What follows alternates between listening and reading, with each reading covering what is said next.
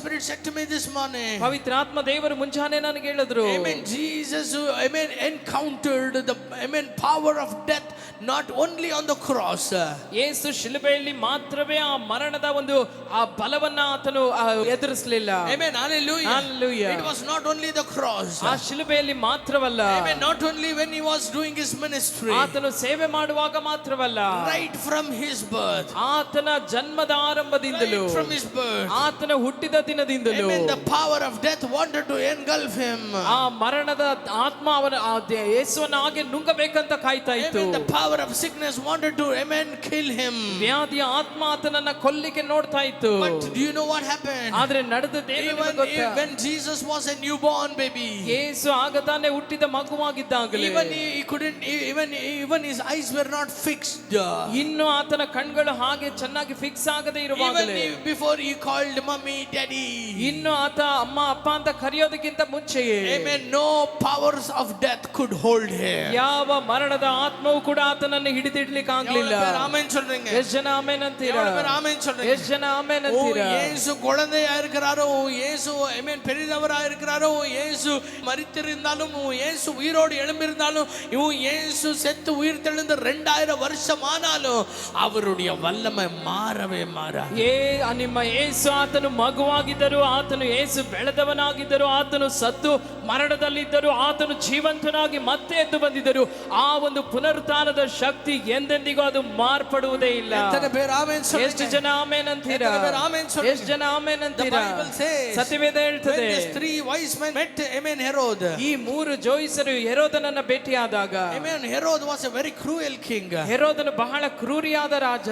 He immediately said, ಆತನು ತಕ್ಷಣವೇ ಹೇಳ್ತಾ ಇದ್ದಾನೆ, you people go, ನೀವು ಹೋಗ್ರಿ, go and worship him. ನೀವು ಹೋಗಿ ಆತನ ಆರಾಧನೆ ಮಾಡ್ರಿ. But while coming, ಆದ್ರೆ ಹಿಂತಿರುಗಿ ಬರುವಾಗ, amen, tell us the place where he is born. ಆತನು ಎಲ್ಲಿ ಹುಟ್ಟಿದಾನಂತ ನಮಗೂ ಕೂಡ ಹೇಳ್ರಿ. Because I will also go and worship him. ಯಾಕೆಂದ್ರೆ ನಾನು ಕೂಡ ಹೋಗಿ ಆತನನ್ನ ಆರಾಧಿಸ್ತೇನೆ. Amen. Hallelujah. Hallelujah. So the wise men went away from that place.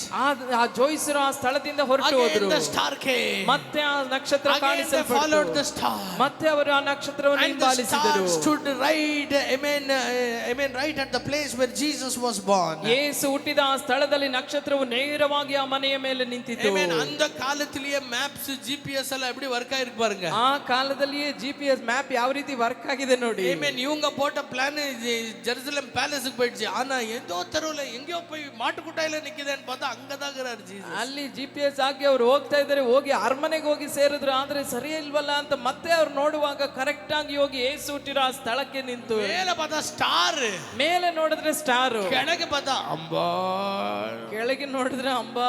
Hallelujah. Hallelujah. ಮೇಲೆ பார்த்தா ಗ್ಲೋರಿ, ಮೇಲೆ ನೋಡಿದ್ರೆ ಮಹಿಮೆ, ಕೀழே பார்த்தா ಮೋರಿ, ಕೆಳಗೆ ನೋಡಿದ್ರೆ ಮೋರಿ. ஆமாவா இல்லையா சொல்லுங்க? ಹೌದಾ ಇಲ್ವಾ?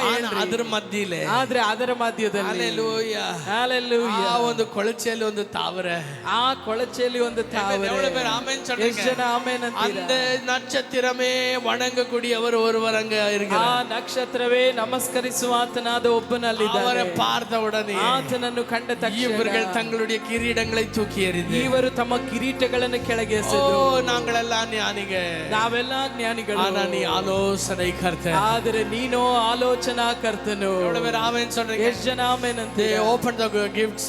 ಅವರು ಆ ಉಡುಗೊರೆಗಳನ್ನು ತೆರೆದ್ರು. They opened, amen, என்னதுங்க, gold. ಅವರು ಚಿನ್ನವನ್ನ ತೆಗೆದುಕೊಂಡು, ಯಾರಿಗೆ ಗೋಲ್ಡ್? ಯಾರಿಗೆ ಚಿನ್ನ? ಯಾರಿಗೆಂಗ ಗೋಲ್ಡ್? ಯಾರಿಗ್ರಿ ಬಂಗಾರ? Amen. ರಾಜಾದಿ ರಾಜವಕ್ಕೆ ಗೋಲ್ಡ್. ರಾಜಾದಿ ರಾಜನಿಗೆ ಬಂಗಾರ. They opened frankincense. ಅವರು ಆ ಒಂದು ಧೂಪವನ್ನ ತೆಗೆದರು. எதற்காக அந்த தூபம்? ಯಾವುದಕ್ಕಾಗಿ ಧೂಪ? எல்லா வாழ்க்கையும் நறுமணமாய் மாற்றுகிற ஒரு ஜீவனுக்கு, ಎಲ್ಲಾ ಜೀವಿತಗಳನ್ನು ಸುಗಂಧ ವಾಸನೆಯಾಗಿ ಮಾರ್ಪಡಿಸುವಂತಹ ಜೀವಕ್ಕೆ ಧೂಪ. Hallelujah. Amen. They brought the mirror. ಅವರು ಆ ರಕ್ತಬೋಳ ತರ್ತಾ ಇದ್ದಾರೆ. Why they brought it? ಯಾಕೆ ಆ ರಕ್ತಬೋಳ? Amen. You are the resurrection and life. ನೀನೇ ಪುನರುತ್ಥಾನವು ಜೀವವೂ ಆಗಿದ್ದೀಯಾ. ಎಷ್ಟು ಜನ ಆಮೆನ್ ಅಂತೀರಾ? Hallelujah. Hallelujah. Hallelujah. Amen. After they visited Jesus, ಯೇಸುವನ್ನು ಅವರು ಸಂಧಿಸಿದ ನಂತರ suddenly there came a voice from the Lord to them. ತಕ್ಷಣವೇ ದೇವರ ಸ್ವರ ಅವರಿಗೆ ಬಂತು. Don't meet that king Herod again. ಹೇರೋದನ್ನು ಮತ್ತೆ ನೀವು ಭೇಟಿ ಆಗ್ಬಾರ್ದು. ನೀವು ಆಗ್ಲೇ ಹೋಗಿದ್ದು, ಆಗ್ಲೇ ನೀವು ಅಲ್ಲಿ ಹೋಗಿದ್ದು ಇಸ್ರೇಲ್ನ ಅರಸನ್ನ ಭೇಟಿ ಮಾಡಿದ್ರಿ, ಇಸ್ರೇಲ್ನ ಅರಸನ್ನ ಭೇಟಿಯಾದ್ರಿ. ಇವಾಗ ಮತ್ತೆ ನೀವು ಆತನ ಹತ್ರ ಹೋಗೋದ ಅವಶ್ಯಕತೆ ಇಲ್ಲ. ನೀವು ಮತ್ತೆ ನೀವು ಆ ರಾಜನ ಬಳಿಯಲ್ಲಿ ಹೋಗೋದು ಬೇಕಾಗಿಲ್ಲ. ಯಾಕೆಂದ್ರೆ ಈಗಿನ ಅರಸನ ನೀವು ಭೇಟಿ ಮಾಡಿ ಆಯ್ತು. ಈಗಿನ ಅರಸನನ್ನ ನೀನ್ ಭೇಟಿ ಆಮೇನ್ சொல்றீங்க. ಎಷ್ಟು ಜನ ಆಮೇನ್? இஸ்ரேலுக்கு மட்டுமல்ல, ಇಸ್ರೇಲಿಗೆ ಮಾತ್ರ, முழு உலகத்துக்கே ராஜாவை நீங்க சந்தித்த பிறகு, ಪೂರ್ತಿ ಜಗತ್ತಿಗೆ ರಾಜನಾದ ಆತನನ್ನು ನೀ ಸಂಧಿಸಿದ எந்த ராஜாவையும் சந்திக்க தேவையில்லை. ಯಾವ ರಾಜನನ್ನು ನೀ ಸಂಧಿಸೋದು ಬೇಕಾಗಿಲ್ಲ. ಯೇಸುவை சந்தித்த பிறகு, ಎಲ್ಲರೂ ಹೇಳಿ ಯೇಸುವನ್ನು ಸಂಧಿಸಿದ ನಂತರ யாரையும் சந்திக்க தேவையில்லை. ಬೇರೆ ಯಾರನ್ನು ಸಂಧಿಸೋದು ಬೇಕಾಗೇ ಇಲ್ಲ. He is the supreme over everything. ಆತನೇ ಎಲ್ಲದಕ್ಕೂ ಸರ್ವೋತ್ತಮನು. He is above everything. ಆತನೇ ಎಲ್ಲದಕ್ಕೂ ಮೇಲಾಗಿರುವ All the principalities, all the powers, all the rulers, everything comes under him. ಎಲ್ಲ ದೊರೆತನ, ಎಲ್ಲ ಅಧಿಕಾರ, ಎಲ್ಲ ಪ್ರಭುತ್ವಗಳು ಆತನ ಕೆಳಗೆ ಬರುವಂತದ್ದಾಗಿದೆ. ಎಷ್ಟು ಜನ ಆಮೇನ್ ಅಂತೀರಾ? ನಂಬ್ತೀರಾ? ಎಷ್ಟು ಜನ ಹೇಳ್ತೀರಾ? ನಾನು ಯೇಸುವನ್ನ ನೋಡ್ಬಿಟ್ಟೆ. ಯೇಸುವನ್ನ ನೋಡೋದಕ್ಕಿಂತ ಮುಂಚೆ ಯಾರ್ಯಾರೆಲ್ಲ ನೋಡ್ ಬಂದ್ಬಿಟ್ಟೆ. ಯೇಸುನ ನೋಡಿ ಆದ್ಮೇಲೆ, ಇನ್ನು ಮುಂದೆ ಯೇಸುವನ್ನ ನೋಡಾದ್ಮೇಲೆ ಯಾರನ್ನು ನೋಡ ನನ್ನ ಜೀವಿತದಲ್ಲಿ ಬೇಕಿಲ್ಲ. ಇನ್ನು ಯಾರನ್ನ ನೋಡೋದು ನನ್ನ ಜೀವಿತದಲ್ಲಿ ಬೇಕಾಗಿಲ್ಲ. ಎಷ್ಟು ಜನ ಆಮೇನ್ ಅಂತೀರಾ? ಯಾರುಮೇ ಪಾಕ ತೇವೆ ಇಲ್ಲ. ನನಗೆ ಯಾರು ನನ್ನ ನೋಡೋದು ಬೇಕಾಗಿಲ್ಲ. No one is above Jesus. ಯಾಕೆಂದ್ರೆ ಯೇಸುವಿಗಿಂತ ಮೇಲಾದವರು ಯಾರು ಇಲ್ಲ. ಯೇಸುವಿಗಿಂತ ಮೇಲಾದವರು ಯಾರು ಇಲ್ಲ. ಎಷ್ಟು ಜನ ಆಮೇನ್ ಅಂತೀರಾ?